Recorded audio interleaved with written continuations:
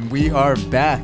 This is the Dream is Free podcast, episode 5. I'm your host, Jake Healy, with our other host and super producer, Mike Theophil. What's going on, guys? We're very excited for our guest today. His name is Marcio Ventura. Yeah.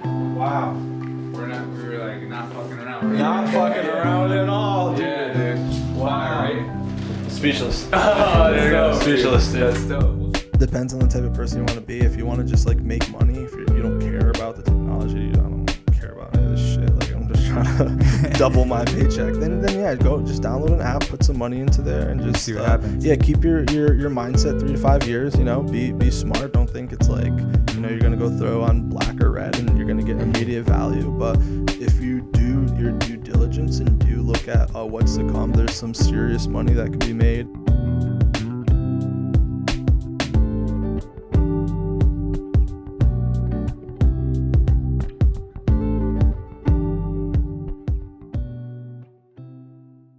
We are back.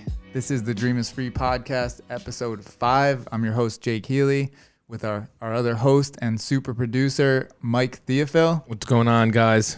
We're very excited for our guest today. His name is Yes. Marcio Ventura. He is a cryptocurrency specialist. He's gonna be our regular on Yes, the show sir. for everything crypto. Thank you guys. Facts. Thank you. Facts. We're excited to have him. Can't wait. Yeah. And like I was saying before, like I don't know anything about crypto other than obviously the name Bitcoin that comes out, and I think it's kind of like this Monero. Yeah. Ethereum. Pretty synonymous. People think cryptocurrency. The first thing they think Bitcoin, cryptocurrency. Like, is it the same thing? What is it? Yeah, keep this like a whole close. bunch of questions. Yeah, keep it Sorry. right. No, you're good, dude.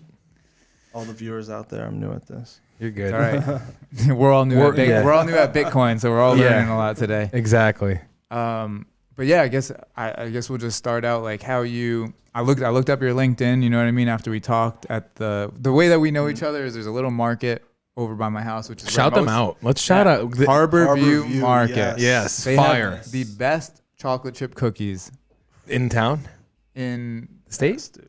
I've never had a better one anywhere. I so. mean, the croissants are where it's at. Yeah? That's where the I always go croissants- straight for the croissants are where cookies. it's at. So yeah, Harbor View Market. They are on Harbor View Street. and Midland Street in Bridgeport, Connecticut. Correct. Bridgeport. We I also forgot to say are coming to you from the Knowlton on the beautiful east side of Bridgeport, Connecticut. Yes, You know? sir. Um, Shout out to Knowlton. But yeah, so we met at this market. We've known each other since high school, but Yep. we kind of reconnected at this market where everybody kind of goes to like work, get food. They have nice outdoor seating. All the hustlers go there. Yeah. Very all the poppin' hustlers. since COVID. Honestly. Yeah, it's the hub. Yeah, Yep. so we got I was in there yesterday and somebody came up and asked about the podcast because they saw us online. Hell yeah. And then he overheard it because he was sitting Yeah, at the yeah, table right yep, there, and yep, he was yep. like, if you ever want Sick somebody, podcast. yeah, let's do Yeah, it. yeah. Cool. yeah, Hell anybody yeah. talk about Bitcoin? I was like, when can you come in? Tomorrow, 6:30. He was like, yeah, let's do it. That's awesome, bro. So yeah, I looked up your LinkedIn, and I saw like you were in the healthcare field Yes. before, right? Mhm. So tell us about how you came from what your background is, and then how you came into the cryptocurrency world and what you do. Yeah. So I mean, pretty much when it comes to cryptocurrency, I really got most of my exposure as like a user. So it wasn't really, and that's how pretty much everyone gets their exposure in. And they don't per se. You kind of just dabble a little bit, play around, and then you kind of start getting your feet more wet and stuff. But originally I was doing like healthcare recruiting. Headhunting, very simple job. You reach out to different physicians, get them different positions at different healthcare networks, things of that nature. But recently I joined an exchange that's not in Connecticut yet. Soon TBD at the moment for Connecticut, but it is open in about 48 other different states. Connecticut's typically stringent with their regulations. So Banking regulations and such. Yeah, just because we're so close to New York and just different legislations and things, so they're not as liberal with those types of companies and things. But soon. Got it. And when you say like a cryptocurrency exchange that's basically like the like NASDAQ or It's like a marketplace. Okay. So you buy and sell. You can buy directly through the exchange, or there's actually like a trading platform. So they make it super. It's a good onboarding place for new users. It's anyone familiar with Robinhood. It's kind of the same aspect, but you're actually purchasing the actual currency itself. You're not just trading it on paper or. For example, in Robinhood, if you enter a position in Bitcoin or Ethereum, for example, you can't withdraw that from the exchange and, put it in your own pocket. But like I said, that goes down the line. All right. So yeah, let's back up real quick, take a right? step back. Yep. And for somebody like me, I do have a financial background. I work in the finance field. So I have a basic understanding, especially of like trading and stuff like that. So pretty much, we'll turn all the phones off. Yeah. Jake forgot to mention that's one of our rules I here. always say it before we start. Before we start, no phones, just because it's like be in the moment, Yeah. Nah, I gotcha. But yeah, so I have like a little bit of a background on finance stuff, but Bitcoin and cryptocurrency, I feel like has always just been like this dark, boogeyman, dark web kind of like. Dun dun dun.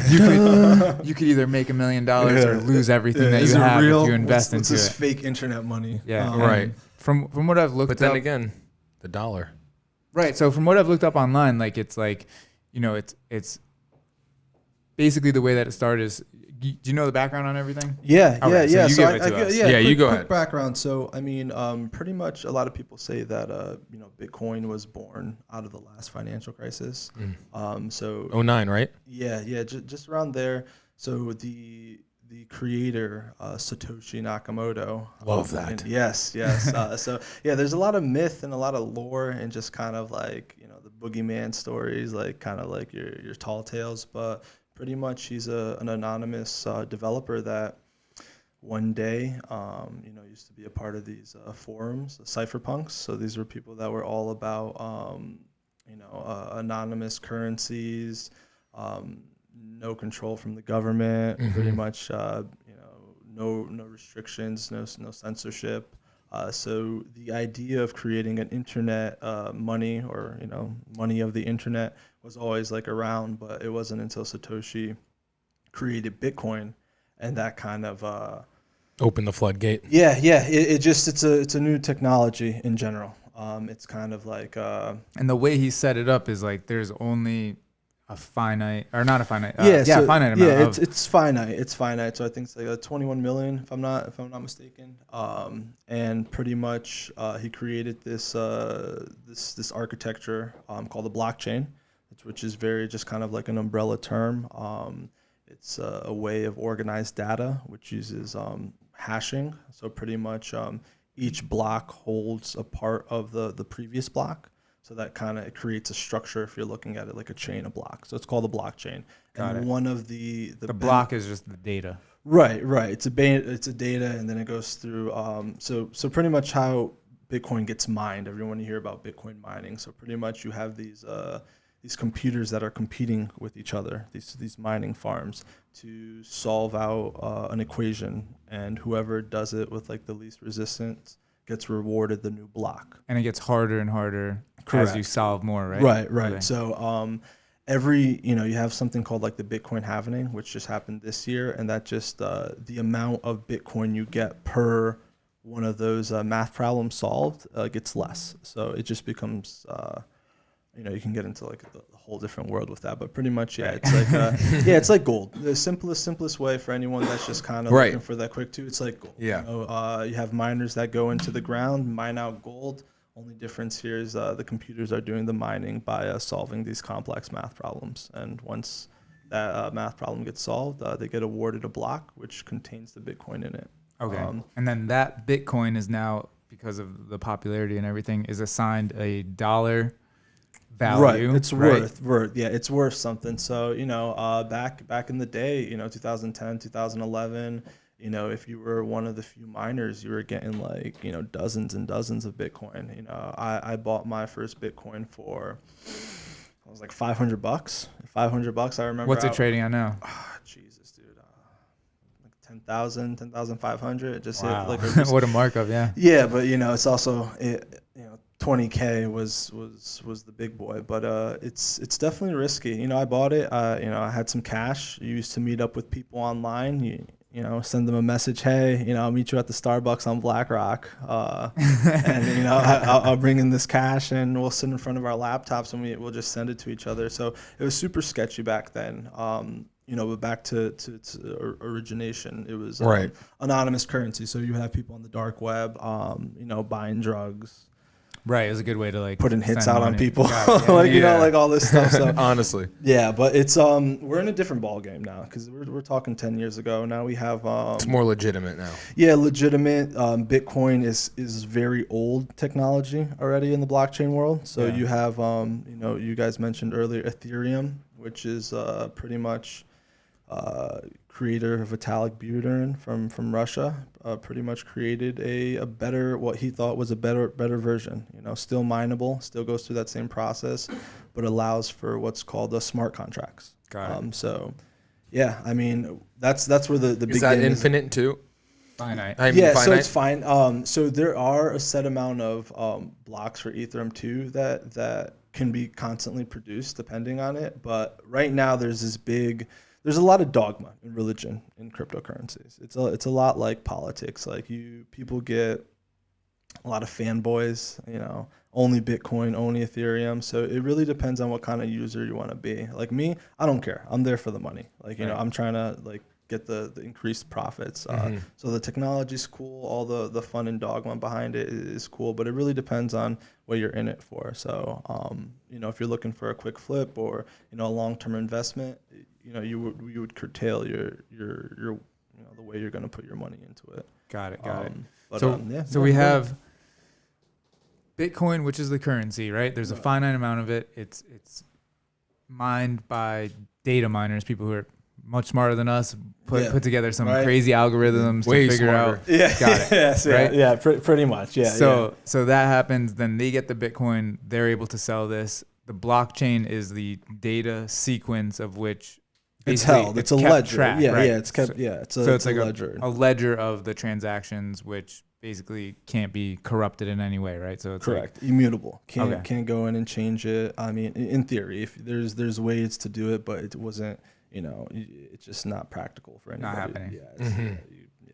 How much Bitcoin is left to be mined? Oh, dude, I'd have to look that up. It's not a lot though, and every 4 years, I believe. And you're gonna have to fact check me on all this stuff. This is right off the top of my head, but I think it's every 4 years. Like I said, that reward gets cut in half. So it's, you know, by the time the last coin is mined, you know, who even knows if we're gonna be here? Like, Oh, really? It could take that long? Oh no, it's set. So I think the last coin is gonna be mined in, like, you know, if the system just goes on the way that it is right now, like 2130 or something like that. Oh wow. Yeah. So it's holy shnikes. Well, yeah, that's the big thing that they you know, like the Winklevi bros, the Facebook guys, the twins, the Winkies. They pretty much, you know, they're good stewards. So it's like I said, it's a scarce asset, and just because of that, people put a lot of value into it. Because of that fact that there's a hard cap on them. I was kind of like, so before me and you talked yesterday, I didn't really look into Bitcoin at all, just from like what you see on like CNBC, stuff like that. You know what I mean? Like just. And you know, online sometimes, or you come across stuff on like Instagram, like, you know, when to invest in Bitcoin, but I haven't really like looked into it too much. So I was like, all right, I'm gonna give myself a little crash course before today. So I started looking into it, and like in my head, I was thinking like, all right, so it's almost more valuable than the US dollar because there is a finite amount of it. You know what I mean? So it's almost like another commodity. Correct. Like gold or silver, but it's kind of like it gets its value from being backed by actual money, right? Which I guess gold in the same sense is not worth anything unless somebody's willing to pay for it. Isn't that with any currency though? Like nothing's valuable unless we put value on it. True. Like so the dollar, for example, it's not backed by the gold standard anymore. So in theory, it's backed by nothing. So it's just fake. Yeah, it's fake money. So it's like, you know.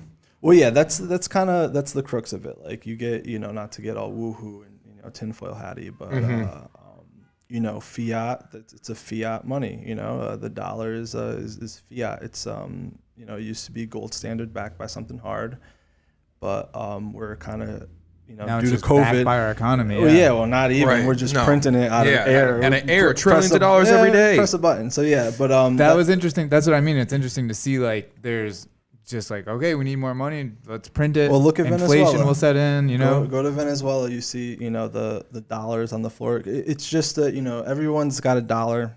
Take a look at a dollar. It's got a serial code on it. There's just I think there's only like $13 trillion like in cash. Right. Like actual in cash in the world, but the value of cash there's like over 20 trillion that's actually transacting. So it's just digits on the screen, pretty much at that point. So you get to gold, silver, it's been traded for thousands of years. Who are we to say like, all right, gold's not worth anything? Right. But same thing, scarcity too. Yeah, we can dig gold out of the ground, but it's a mineral that's only, it's not made here. So it's kind of like that same thing. It's the easiest comparison.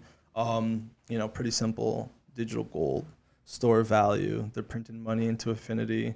Bitcoin's finite. It's you control it. It's not restricted. Police can't take it away from you. Government can't take it away from you. You could use it anywhere. Use it anywhere. I mean, use it looks in any like country. More and more online companies are starting to accept Bitcoin payment too, right? Bitcoin payment. You have major companies in the NASDAQ buying up Bitcoin as a reserve for their company, putting in their company's reserve. So it's definitely we're starting to leave the station when it comes to adoption.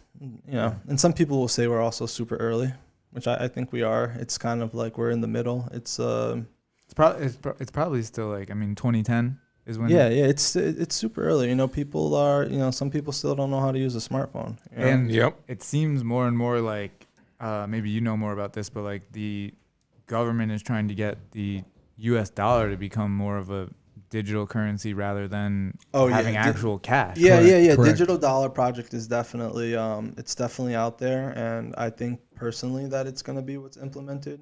You already got countries that have announced that they're ready to roll. China is going to be coming out with the China digital yuan, which it's look at Venmo. Don't get me started in China. Yeah, it's the same thing, dude. If I Venmo you, like you're getting that money instantly. It's there. In theory, you look at your account. The numbers are there, but on the back end, there's a whole bunch of other stuff that are like going through hoops. So it's really like I said, it's kind of like why you're in. Think about when the internet first came out, man. Like people were like, "Oh, this isn't going anywhere." It's not going. There's just so many different things. Like I was looking at a post the other day of like a LimeWire screen. Like, who remembers LimeWire? I know. Like LimeWire, things like that, dude. Now it's like you wouldn't even. Some people don't know that world. It's the same thing. Anyone that's grew up, playing video games, like, going on AOL, listening to the dialing tone of it, it's the getting same online. thing. You can't be on the phone. And online at the same time. What? That's crazy. Right. So it kind of and that wasn't even that long ago. No, it wasn't. It wasn't. It happens really fast, and pretty much with what Bitcoin allowed to is just kind of your first. Because think about it. All right, so you have data transfer with an email. I can send you an email instantly. I don't have to write you a postcard anymore. Like, the thing is with internet value and money, it's a little bit different because like if I send you a copy of a PDF file, I still have a copy of that PDF file.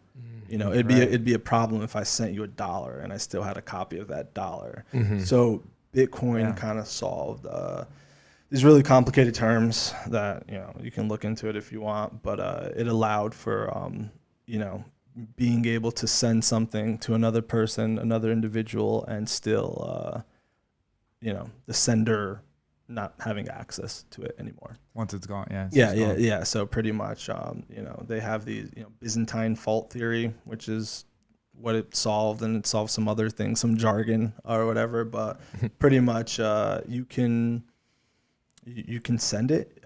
It's there. You can look it up. You can see, oh no, this person got it to that person. So it allows for a lot of things, but. Bitcoin's already old. We got a lot of other coins now that are just kind of, I like to say Bitcoin's like the horse and buggy of the crypto world. You know, we got like McLarens already and like Ferraris out there. Bitcoin's gonna be that like 1960s Mustang that you keep in the garage that you're never gonna drive. You're just gonna show it to your friends and be like, yeah, I got that. I got that, and it's worth a lot. So what are like the other than like Ethereum? What are like the new? Yeah, you got it's a crazy space right now. So like even as I'm talking here, there's new shit coming out. Like right now, there's since mortgages, for example, smart contracts are the big thing. So smart contracts are just programs that run themselves on the blockchain network. They're trustless, so you don't have to rely on a counterparty. So I'm assuming when you're going to do a mortgage or go through some how many steps are there typically from me wanting to buy a house to me sitting in my living room eating a bowl of cereal. Right. Yeah. Like you have to go through like the pre-approval, getting it approved by the underwriter, going to closing, moving the funds from party to party, and then moving to your house. It's usually a 30 to 45 day process. Yeah. Right. And I'm assuming, how many different documents and forms. And DocuSign, all that stuff. You're still hand signing everything at closing. Yeah, exactly. So you could write a smart contract, and they're starting to do that. That pretty much takes care of like all that. Like you just one person puts in one end and it spits out something the other end. And smart contracts could be used for legal documentation, could be used for any. It's a contract, and that kind of allows it to things to run. Is it backed by an attorney, or is it a legally enforceable?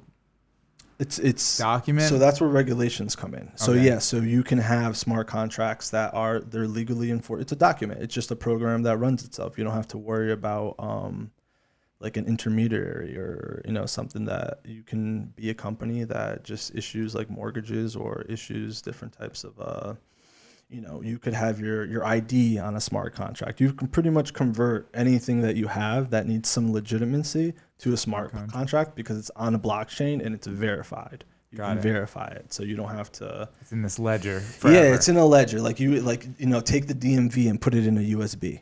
Yeah. And then just like everyone can act. And you think about health records, like everything. You just kind of become the steward of like all your information, everything. So the possibilities are really endless. And the big thing right now is DeFi. So.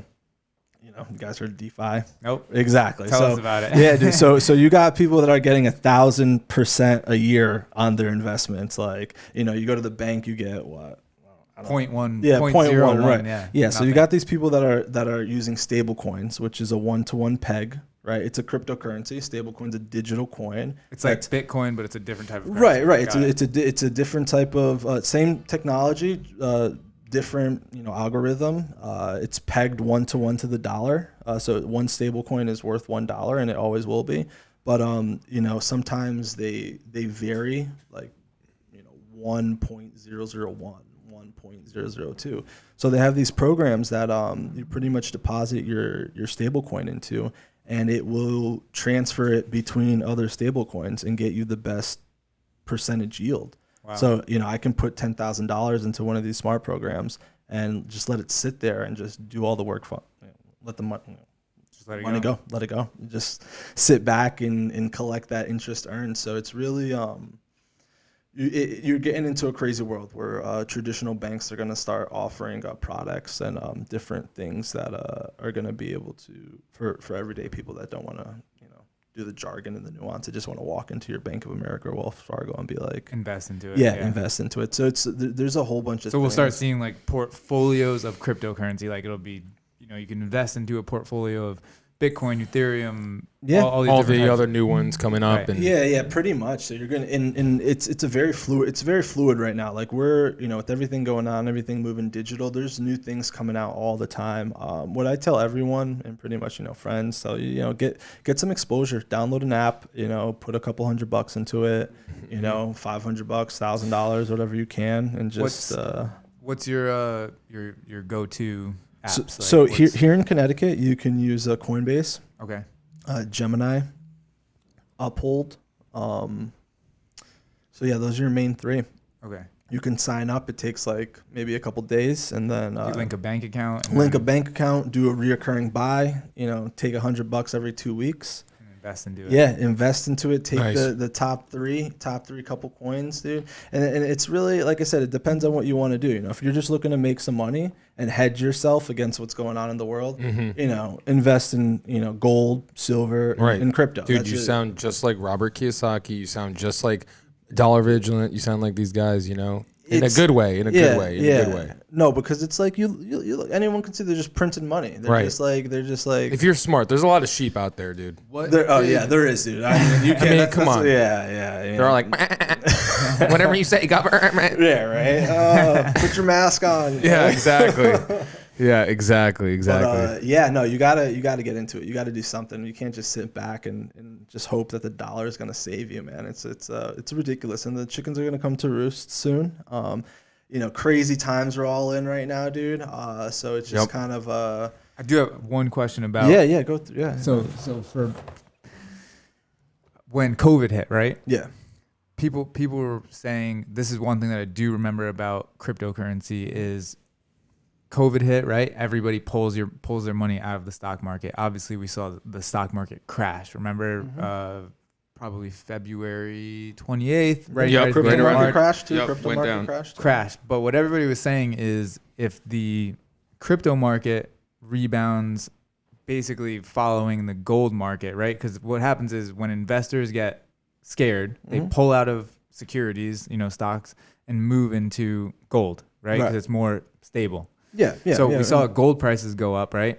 I didn't really follow up on it, but did cryptocurrencies rebound with gold? Like, did they kind of keep up? Because crypto gets compared to gold a lot, like you were just saying. Yeah. So pretty much the dynamic that you're starting to see right now is pretty much. So you have your debt, you know, so you take out of your equities, you take out of your crypto, and you can hold it in debt, fiat, right?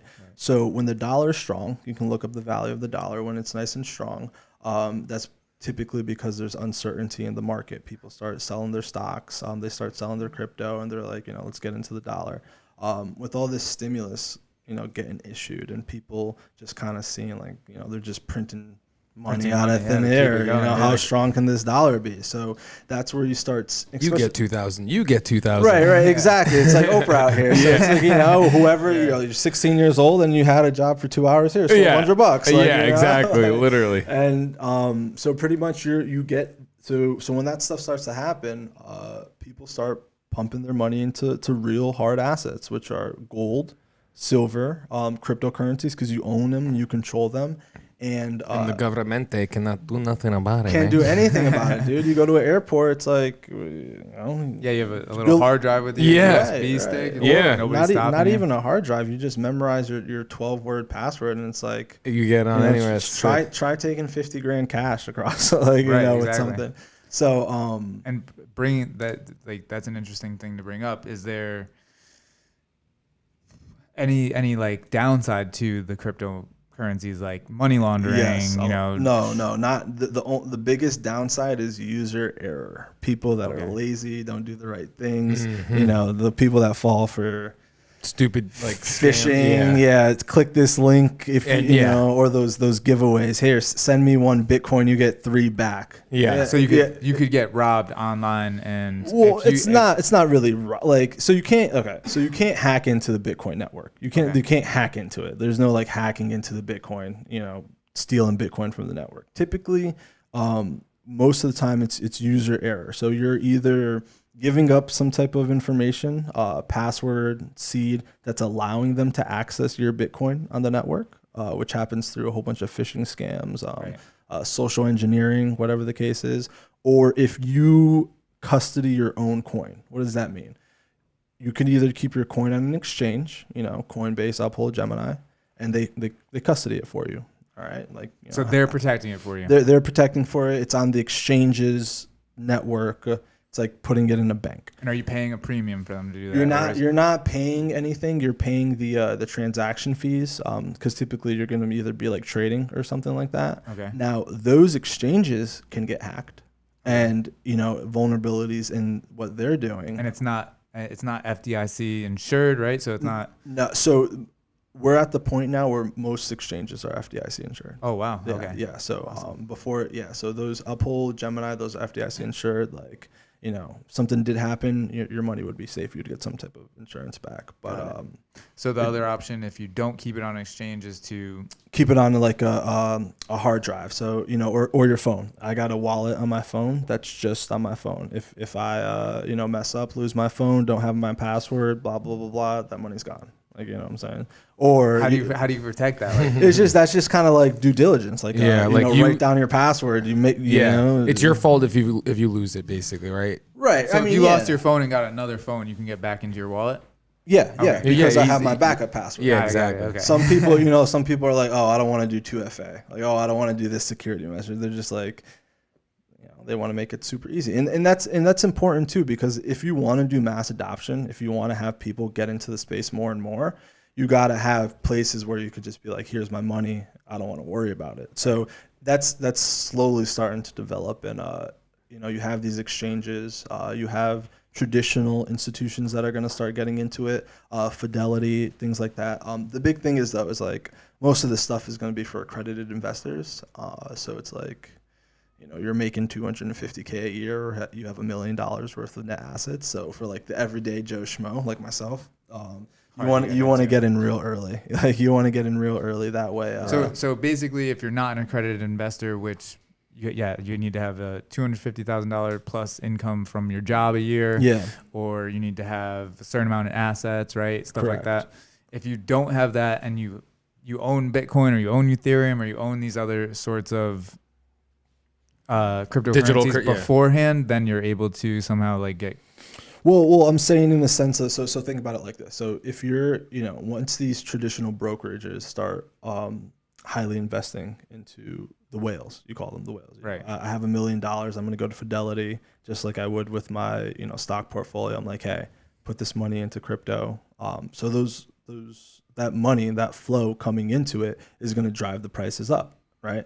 So me, as a regular person, I'm going to use these retail outlets like Coinbase, Uphold, Gemini. Yep. You buy the coins now, right? And then when the bigger wave of buyers come in down the road, as the market gets more mature and starts to grow more, you're in early before all these big asset portfolio names come in and start buying everything up. Your growth. You see your growth, and you're kind of just there before the big thing. So it's kind of just like just kind of taking control for yourself, man. Like I said, we all know the dollar is kind of fugazi. If you don't know by now, then if you think like, welcome to The Dream Is Free. We're about to help these people. Listen up. Listen up. Yeah, man. It's and like I said, play around with it, man. You take $100, like Yeah. It's very simple. A lot of people get scared, but invest what you can, right? Invest what you can. This is not financial advice. Yeah. None of us are financial advisors. Right. Yeah, definitely. If you can't, just go to the casino and make your money back. right. Yeah. It's funny. One time I was at the casino, and literally, this is when I was like, I never want to be that person. This dude's like betting mad money, pissed, losing. Some lady's like, you should really relax with all the money you're putting down. He's like, don't fucking tell me how much money to put down. I just fucking lost my mortgage. I was like, hey, yo. I'm done gambling. Forever. You better, it's the same thing, everyone used to go to the casino. Hey, I'm going to try to go or play the lotto. How many people you see playing the lotto, $5-6 bucks? Why don't you just take that and go put it into a crypto coin or whatever the case is, and see what happens. Yeah, see what happens. I've always said that, like, the chances of you winning the lotto or Powerball or any it's a scam. Come on, that's now. up. If you took, I've never done the lotto. And the thing is, usually people that don't I take just part go, of. It's a scam that I play the lotto all the time. So you do, just for fun. Yeah, it's like, you never know, right? It's like imagine. Yeah, oh, exactly, God, dude. But the people that spend a lot of money on it, they're there with like 6 sheets. They're getting pissed off. They're fucking holding up the line. It's like, bro, come on. It's like, dude, I just got to work. I'm trying to get home. Yeah, if they invested that money, like, they'd probably have a lot more. Think, like, those people that are doing that are spending there's a a lot running of money. statistic. If you would have took your $1,200 stimulus check, and you would have bought Bitcoin that same week where the stimulus check got issued, I think you'd be up like 66% right now already. So wow. If you're, and it depends on the mindset. Some people rather take that money and spend it immediately and kind of get the satisfaction of like, whatever the fuck they're buying. Yeah, but like stupid ass fuck. Yeah, like whatever, dude. Some shit. Yeah, so it's kind of like you gotta kind of look at the world around you right now and kind of like do a risk analysis to see like, all right, take this 1,200 and go buy some shit that's like go invest in yourself. Yeah, I don't really understand, but look at the world right now, man. Yeah. You gotta learn somehow, right? So like, right. Even when you start investing in regular stocks, there's a learning process, there's a learning curve. You definitely lose a little bit if you to learn, you know what I mean? It's that's life. Absolutely, man. It's just life. Exactly, yeah. And it goes back to what kind of person you want to be, dude. It's like you're either gonna just like sit back and wait for everything to get done for you, or you're gonna kind of dive in and kind of like take control. Yeah, take control. And it's so easy nowadays, man. Like I said before, 6 years ago, you had to go meet someone in Starbucks with cash. Yeah. And like hope you weren't getting robbed. Right? So sketchy. You're like, shit. Like, am I getting this could scammed? Be the day. Like, fuck, dude. Yeah. So now you could just download an app and connect your bank account, dude, and do a reoccurring buy. And never see that person ever. Yeah, and just do it up. Well, where could people like find you and stuff? Can people get advice from you? Do you want people to come get? All right, cool. I don't want advice. No. I don't do social. I'm not big on social, but I'd come back anytime. Like I said, before the space. Yeah. Go. We have so going back to blockchain, right? Yeah. Go ahead. Yeah. Blockchain is one of those things that keeps coming up, right? Mm-hmm. Like you hear people like talking about blockchain. I understand what you just explained to me. I understand like what I read online.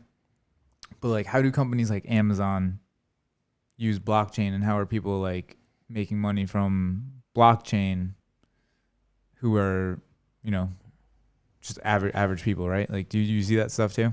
So it's kind of like saying like, how does Amazon make money off the cloud? Okay. I don't fucking know. Right. So it's just there's certain things. Like blockchain doesn't make everything better. It's not like a lot of people say it's like a magical word. Like companies like back in the day were just like changing the title of their like company name to like, blah blah blah blah blockchain, and their stock was going up. Okay. So it's not like a magical sprinkle word. Blockchain serves specific things, especially when it comes to transition in money and value and things of that nature.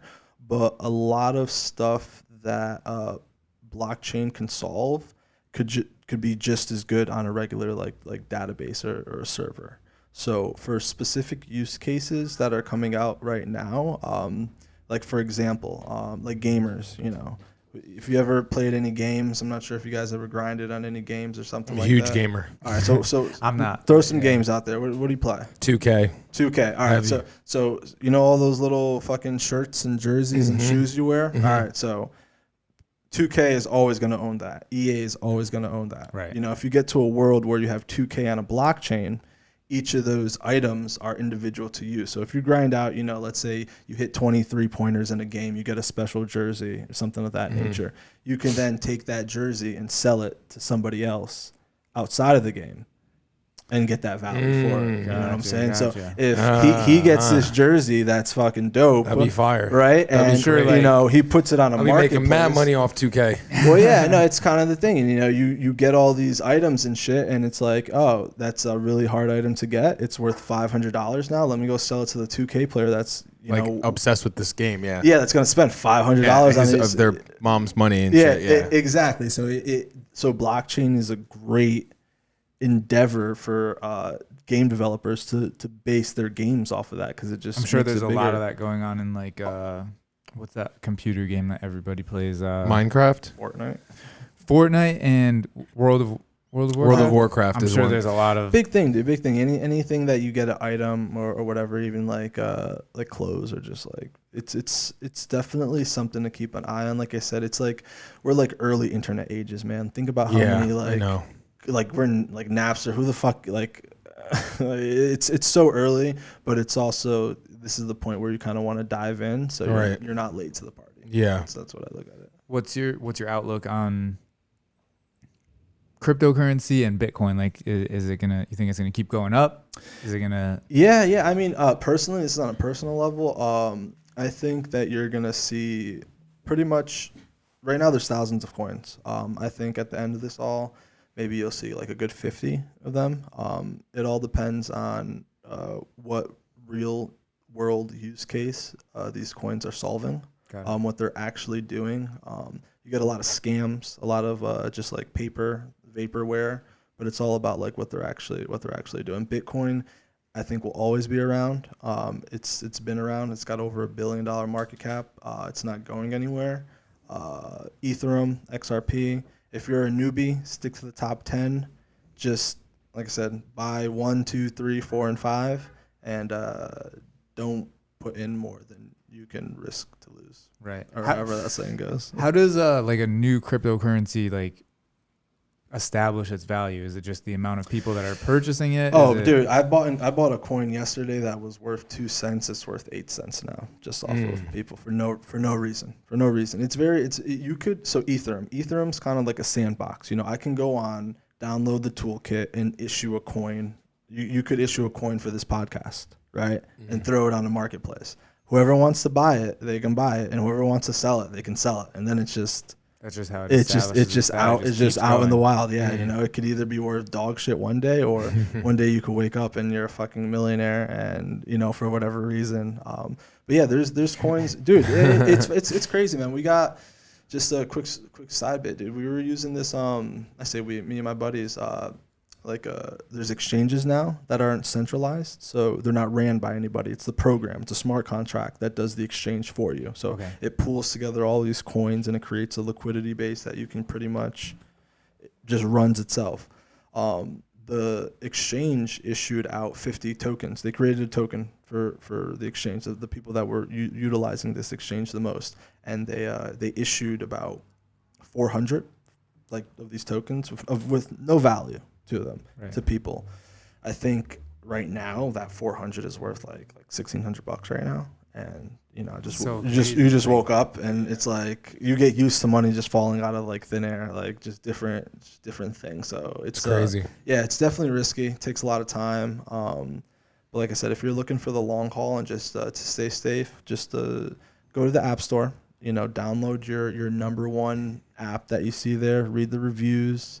Take a couple dollars here and there, and just kind of play around with it. Most of these places will, just by learning about it, they'll give you free coin. Coinbase has a whole program where you just watch some videos, and they'll give you up. Yeah, they'll give you $10, $15 worth of the coin, and you could just sit on that, or you could play. Take $100, $50, see where you're at with it. Can you buy partial, like if you don't have $10,000 laying around to buy a Bitcoin? Can absolutely. You buy that's a tenth of one, or tenth? It goes up to, I think, the millionth. Oh wow! Yeah, satoshis. That's what we call them. Yeah, satoshis. That's funny. Yeah, dude. They're mad funny. You see, you get a lot of memes, a lot of stuff. So it's a fun culture, dude. It's a fun. It's it's kind of around that same it started off as just like no control, no government oversight, just kind of just having fun. But yeah, you can pretty much invest $5, $2. There's all the coins get fractioned. You don't have to buy one Bitcoin. You can buy 0.002.